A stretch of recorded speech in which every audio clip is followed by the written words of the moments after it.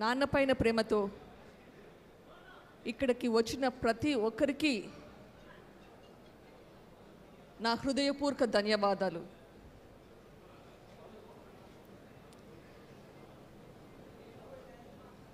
ప్రజల మనిషి మన వివేకం సార్. ఆయన కొందరికి వివేకం అన్నా, కొందరికి వివేకం సార్. ఇంట్లో వాళ్లకు, ఆత్మీయులకు వివేకంలో ఎవరు ఏ పని మీద వచ్చినా ఆయన దగ్గరికి వస్తే కుల మత భేదాలు లేకుండా అందరినీ ఆదుకునేవాడు. ఏ సమయంలో వచ్చినా, ఇంట్లో ఏమి పనులున్నా, ఏమి కార్యక్రమాలున్నా అవన్నీ వదిలేసి వచ్చిన వాళ్ళ కోసం ఏం చేయాలా అని ఆలోచించే మనిషి.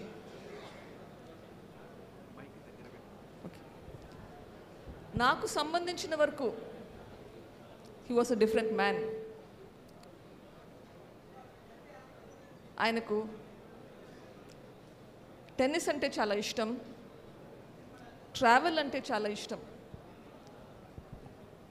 బహుశా ఆయన కావాల్సిన ఎంత ట్రావెల్ చేయాలనుకున్నాడో అంత చేయలేకపోయాడు, ఎందుకంటే ఆయనకి రెస్పాన్సిబిలిటీస్ కూడా చాలా ఎక్కువ ఉన్నాయి.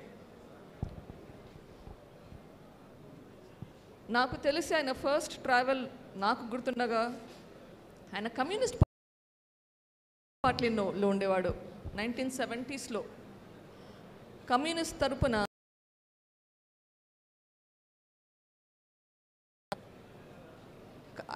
కమ్యూనిస్ట్ పార్టీ నుంచి తర్వాత రెడ్డి కాంగ్రెస్, తర్వాత కాంగ్రెస్.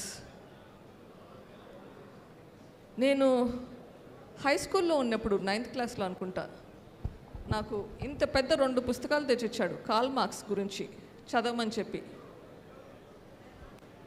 అది నా కబోర్డ్లో పడున్నాయి, నేను పెద్ద చదవలేదనుకోండి, కానీ మళ్ళీ గుర్తు చేసేవాడు చదువుతున్నావా అవి అని. సో ఆయన కమ్యూనిస్ట్ సిద్ధాంతాలు కూడా బాగానే ఉన్నాయి.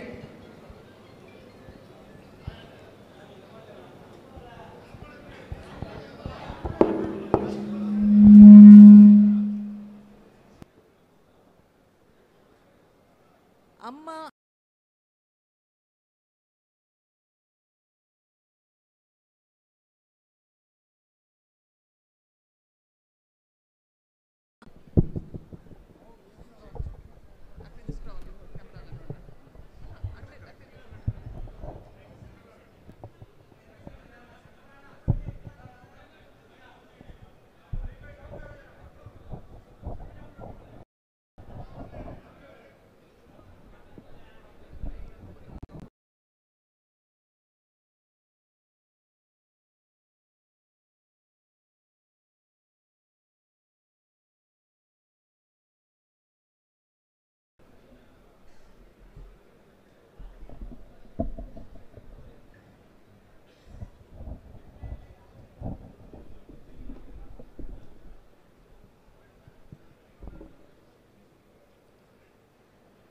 కుటుంబం అంటే ఆయనకి భార్య కూతురే కాకుండా ఆయనకి ఉమ్మడి కుటుంబం అనేది చాలా ముఖ్యం.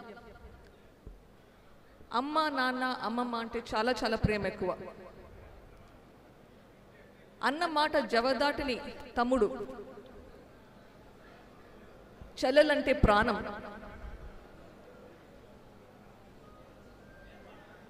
ఎవరి చెల్లెల మీద ఏ ఈగ కూడా రాలకుండా చూసుకునేదానికి ప్రయత్నించేవాడు.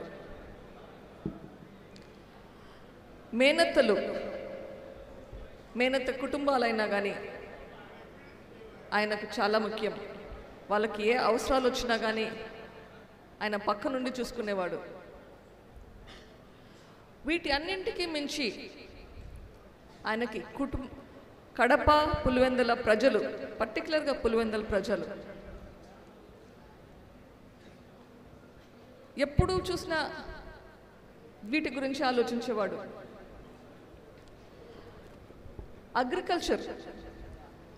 అగ్రికల్చర్ మీద ఆయనకు చాలా అవగాహన ఉండేది.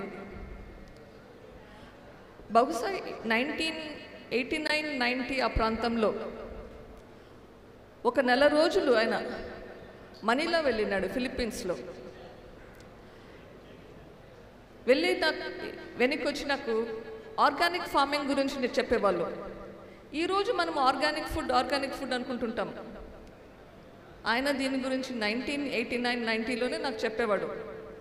అప్పట్లో వేప చెట్లు పెంచాలి, వేప చెట్లతోటి మనము హెర్బిసైడ్స్ చేసుకోవాలి, పురుగులు రాకుండా చూసుకోవాలి, మందులు వాడేది తగ్గించాలి అని అప్పటి నుంచి చెప్పేవాడు.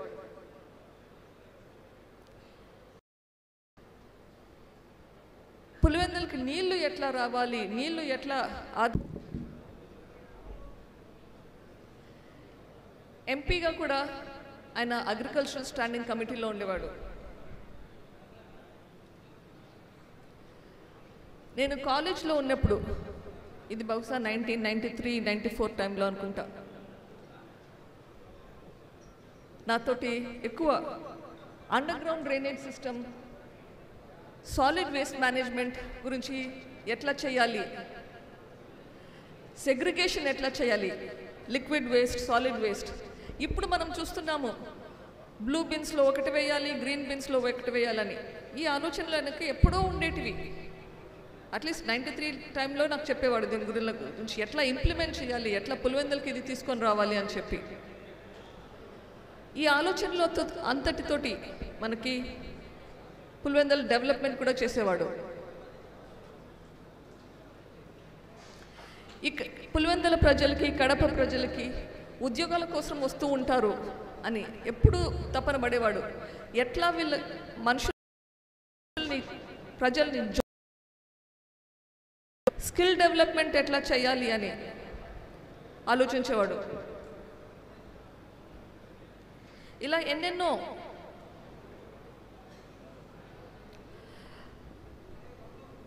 టూ 2009లో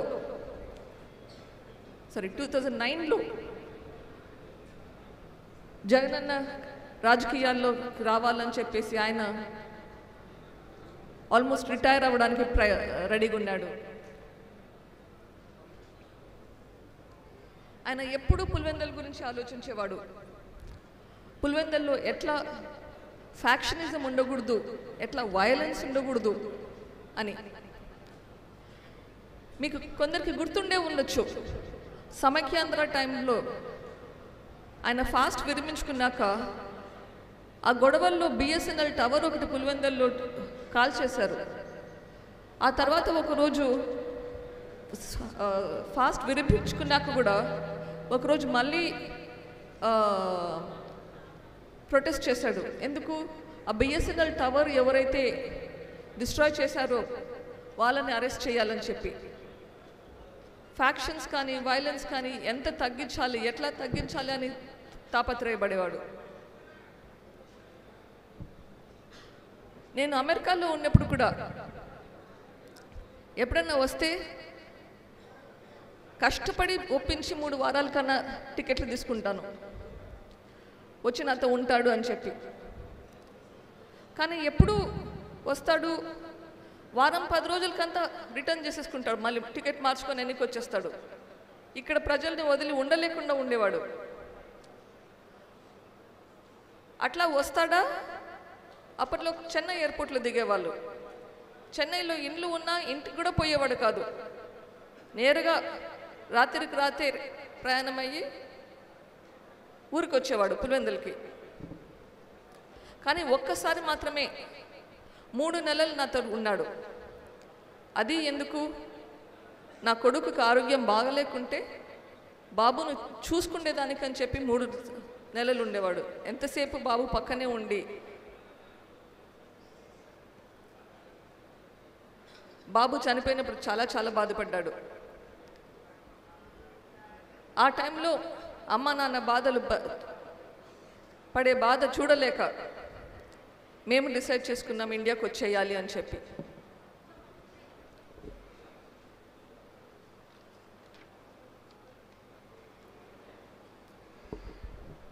డబ్బు కన్నా, వ్యక్తిగత వైరాల కన్నా ప్రజల శాంతి ప్రయోజనాలే ముఖ్యమని నమ్మిన వివేకం సార్ తన రాజకీయ జీవితం అంతా తన అన్న రాజశేఖర్ రెడ్డితో కలిసి పనిచేశాడు.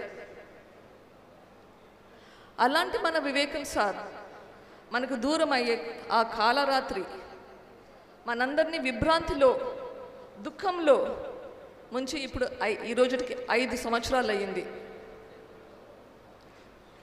ఇంత మంచి మనిషికి అంత కీడు ఎలా జరిగింది, ఎలా తలపెట్టారు అని మనం